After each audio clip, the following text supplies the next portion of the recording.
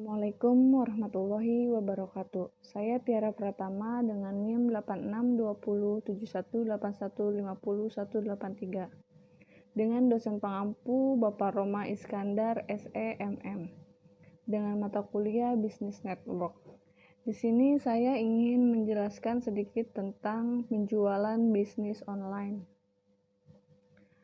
Perancangan aplikasi dropshipping menggunakan media sosial produk baju kaos.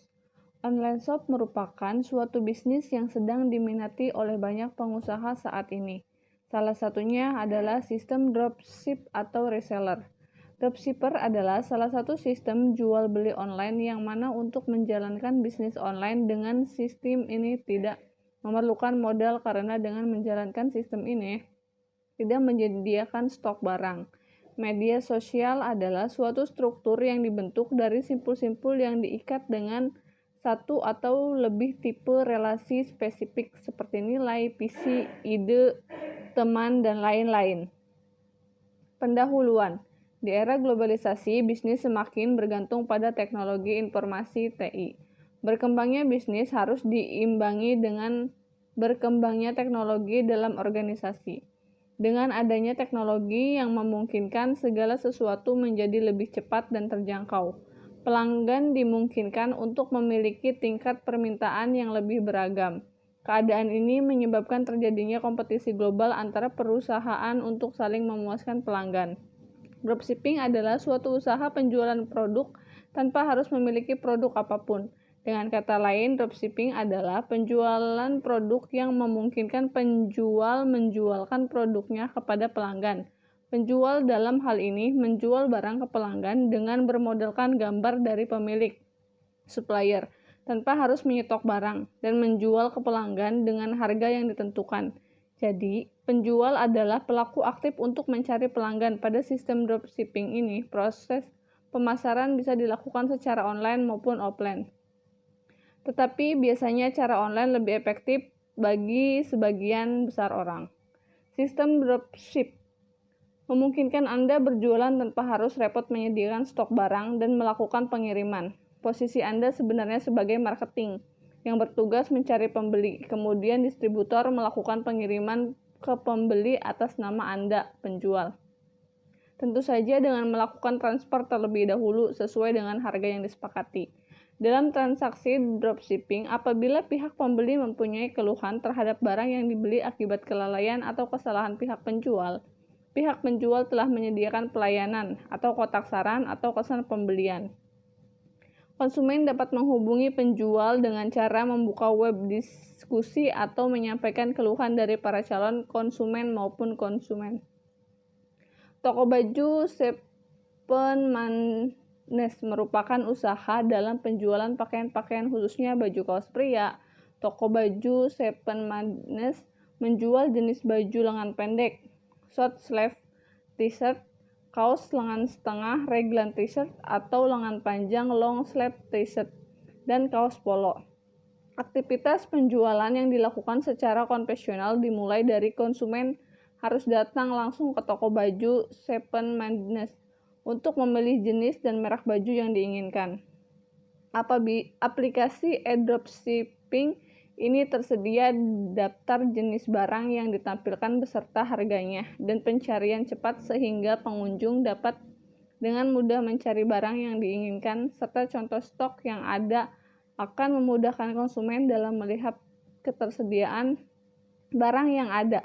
Konsumen juga dapat mengetahui informasi detail barang yang ingin dibeli ataupun informasi tentang semua barang. Metode penelitian. Bentuk penelitian yang penulis gunakan dalam penelitian ini adalah studi kasus. Studi kasus merupakan strategi penelitian yang berusaha memahami kedinamisan dalam konteks tunggal, yang dalam hal ini mengacu pada variabel tunggal dropshipping, serta objek penelitian berupa perancang sistem online dropshipping menggunakan media sosial produk baju kaos. Metode penelitian yang digunakan penulis adalah metode penelitian dan pengembangan atau yang lebih dikenal dengan research and development.